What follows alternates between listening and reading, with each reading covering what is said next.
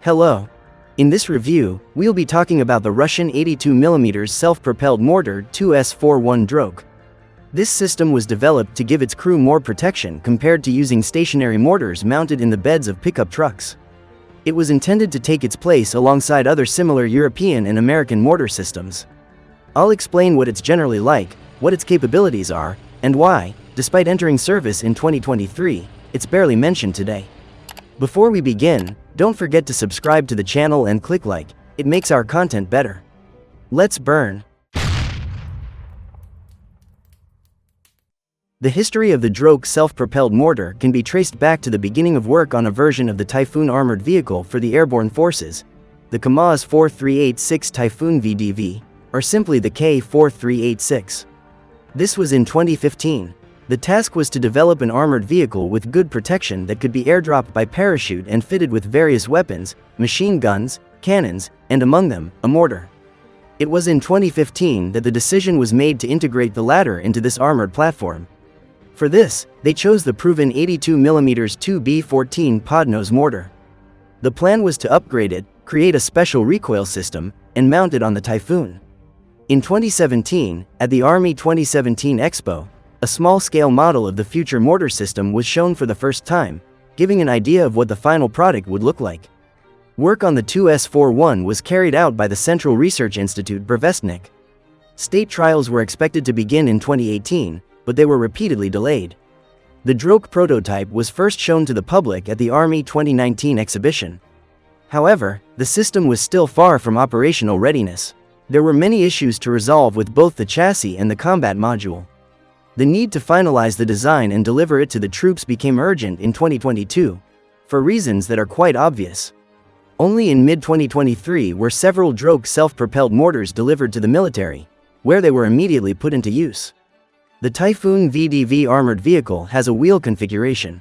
Its maximum fully equipped weight is about 14 to 14.5 tons. The vehicle is 6 meters long, 2.55 meters wide, and 2.89 meters high. It is powered by a KAMAZ 610.10 to 350 diesel engine producing 350 horsepower, a licensed Russian-built version of the Cummins engine.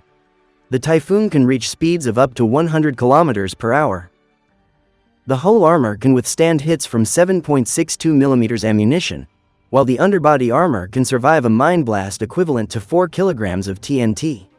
The crew consists of 4, the commander and driver in the cab, with a modern fire control system installed. The gunner can enter target coordinates and operate the mortar without leaving the armored vehicle. All targeting can be done via display screens. The rear compartment houses the combat section. A special recoil system and an upgraded 82mm smoothbore 2B14 podnose mortar were installed. Like the original mortar, the Drok can hit targets up to 4 kilometers away, but with special rounds and enhanced propellant charges, maximum range can reach up to 6 kilometers. It is mainly intended for engaging enemy personnel, creating smoke screens, suppressing firing positions, and illuminating areas. The mortar is loaded manually from the breech. The average rate of fire is around 8 to 10 rounds per minute, depending largely on crew skill and efficiency. The standard loadout is 40 rounds, but the vehicle can carry up to 64, which increases overall weight. Horizontal aiming is possible within plus or minus 35 degrees, and vertical elevation ranges from plus 45 degrees to plus 85 degrees. Minimum firing range is 100 meters. An optical electronic sight is also installed for targeting. For self-defense, a remotely operated weapon station with a 7.62mm PKTM machine gun is mounted on the roof, carrying 500 rounds. On each side of the turret housing the mortar, there are 6 smoke grenade launchers. The main advantages of the Drok self-propelled mortar are that the crew is protected. The transition from travel to combat mode takes less than 1 minute, and it can conduct accurate fire on designated targets. The downside is that, like most similar systems, its firing range is very limited.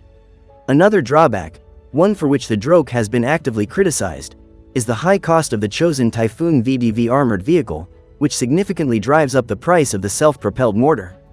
On top of that, the chassis is not the most time-tested, which also draws complaints from skeptics. They argue that one should first perfect the base vehicle before moving on to adding something like a mortar system. Overall, the nature of combat has changed significantly.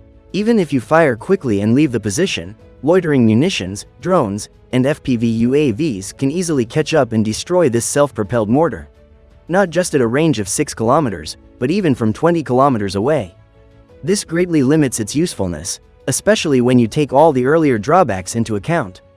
As a result, in the 2 years since this mortar system entered service, it's been rarely mentioned again.